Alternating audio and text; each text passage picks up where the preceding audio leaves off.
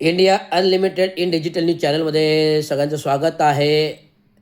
जय भीम जय Maharashtra. S Raviraj Ravindra Chango Shinde, राष्ट्रीय अध्यक्ष, स्वतंत्र मजूर कामगार पक्ष पुरस्कृत, महाराष्ट्र म्युनिसिपल कर्मचारी युनियन, महाराष्ट्र ऑल इंडिया कामगार सेना युनियन, अभियंता असोसिएशन युनियन, स्टेम प्राधिकरण युनियन, परिवर्तन कामगार सेना नाशिक आणि महाराष्ट्र एस टी महामंडळ कर्मचारी युनियन, महाराष्ट्र पोलीस कर्मचारी महायुनियन.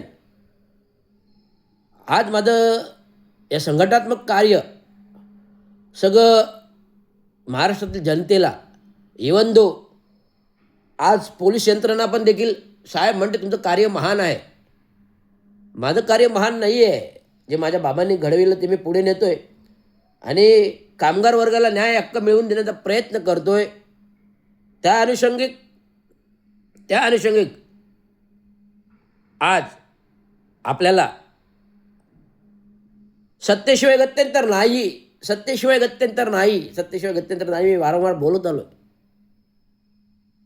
का सत्तेशिवाय गत्यंतर नाही? कारण जो कामगार 24/7 सेवेत काम करतो त्याला काही देणं लागत नाही. जो कर्मचारी 35, 38, 40 वर्ष काम करतो, सेवानिवृत्त होतो, त्याला वेळेत 5 पैसे मिळत नाहीत. प्रॉव्हिडंट फंड असो, ग्रॅज्युटी असो. आज मी रिटायर्ड झालो, येणाऱ्या मेमध्ये 2 वर्ष पूर्ण होतील. 6 महिने बाकी आहे, 1.5 वर्ष झालं.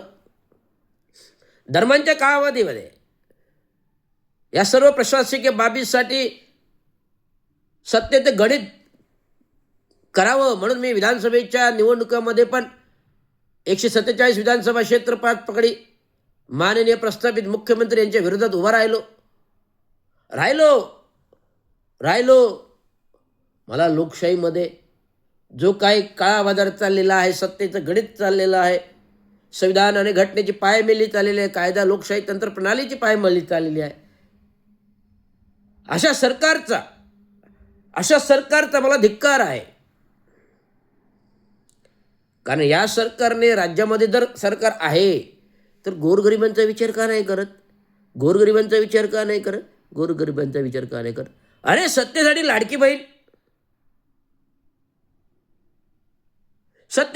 बहीण कुठून आली? का लाडकी बहीण? एवढे दिवस भाऊ कुठे गेले होते? लाडकी बहीण दर फिरत होती तेव्हा, आणि ते पण 1500 रुपये. आणि आता निवडणूक आल्या म्हणून तुम्ही 2100 रुपये विधानसभेमध्ये लवकर देण्यात येते. अरे 1500 आणि 2100 रुपयामध्ये काही घरदार चालतं का बिझनेस उभा राहतो का? राज्याच्या मुख्यमंत्र्यांनी विचार करावा, माजी मुख्यमंत्र्यांनी विचार करावा.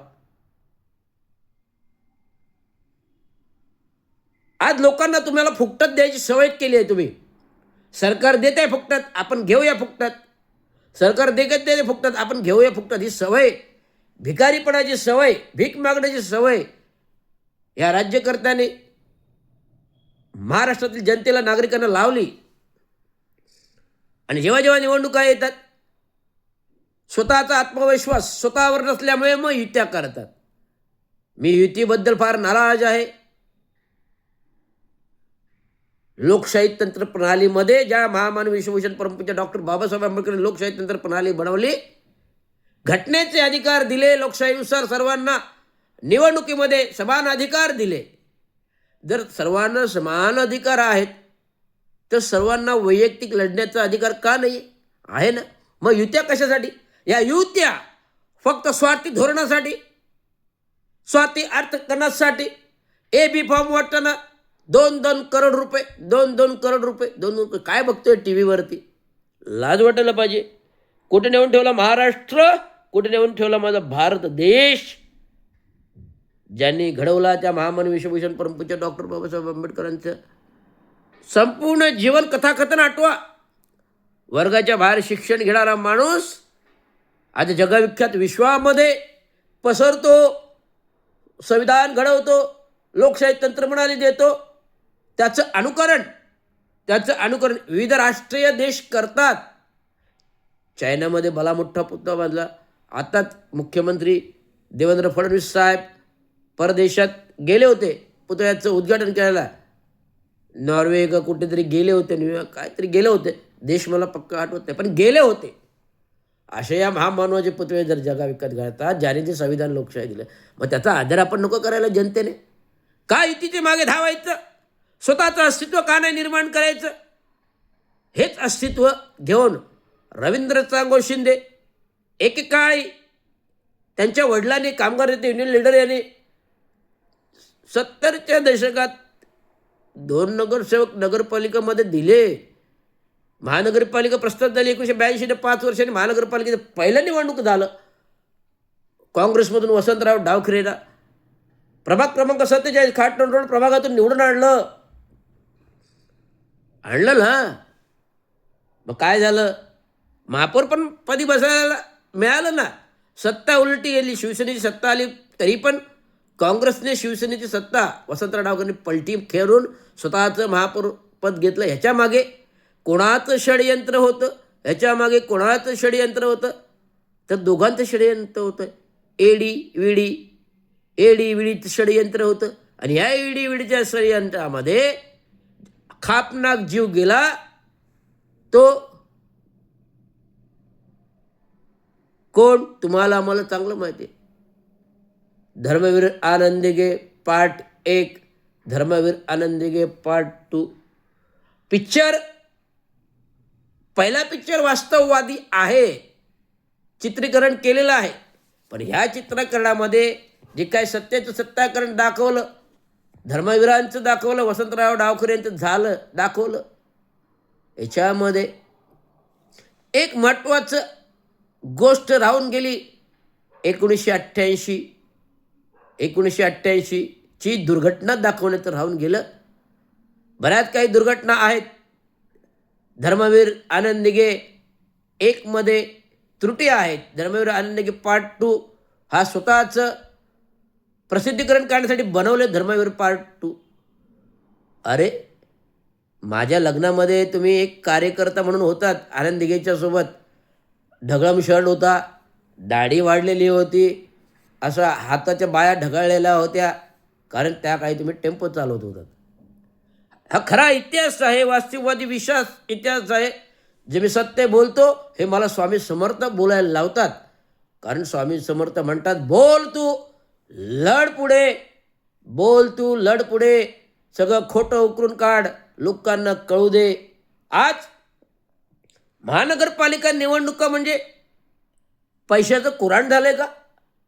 महानगरपालिका निवडणुका म्हणजे पैशाचं कुराण झाले का? कारण प्रत्येक जण कालचा जन्म घेतलेला पोरग नॉमिनेशन फॉर्म करायला, कालचं जन्म घेतलेलं पोरग नॉमिनेशन फॉर्म. एका घरातून 4 उमेदवार पक्षाचे. ही काय लोकशाही तंत्र प्रणाली आहे? वारसा वारसा वारसा. माझ्यासमोर एका घरातील 4 उमेदवारांनी फॉर्म भरले.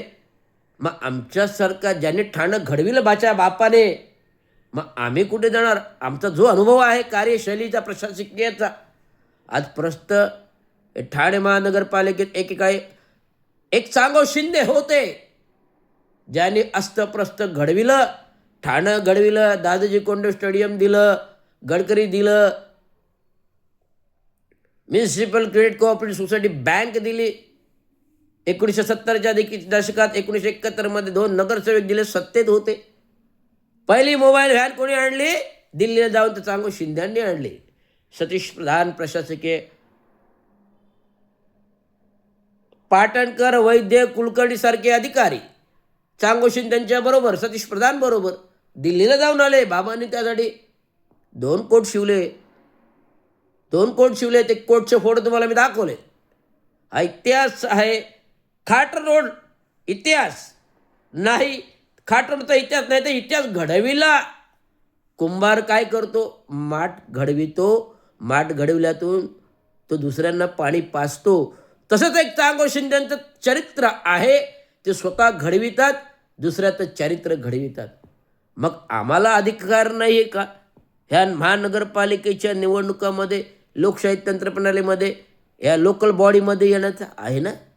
काय येतोय काय येतोय काय येतोय तर झालेला रवींद्र शिंदेवरचा अन्याय आहे. पावलोपावली पदोपदी 2014 पदोन्नती खाल्ली संदीप माळवीने आणि आता तो 4 पदे उपभोगतो. CEO सारे, अतिरिक्त आयुक्त 1, उपायुक्त, जनसंपर्क अधिकारी. आम्ही काय गुन्हा केला होता जर आमची पदोन्नती खाल्ली? आत्ताच 1 महिनाभरापूर्वी 20 नोव्हेंबरची घटना आहे. आयुक्तांच्या दालनामध्ये सरळ सरळ माझ्यासारखा सेवानिवृत्त कार्यकारी अभियंत्याला दम देतो जो आयुक्तांकडे भेट घेण्यासाठी थांबलेला आहे. अरे एवढंच जर चीड येते तर खोटं काम करायचं नाही. खोटं काम करायचं नाही ना. का वशिलाने चाटून लोकनाथ लोकनाथ लोकनाथ लोकनाथ घाणेकरमध्ये कीर्तन करायचं आणि त्याचा पैसा महानगरपालिकेचा खर्च करायचा. आज महानगरपालिका एक एक पैशासाठी रडते. महानगरपालिकेचा कामगार एक एक पैशासाठी रडतोय.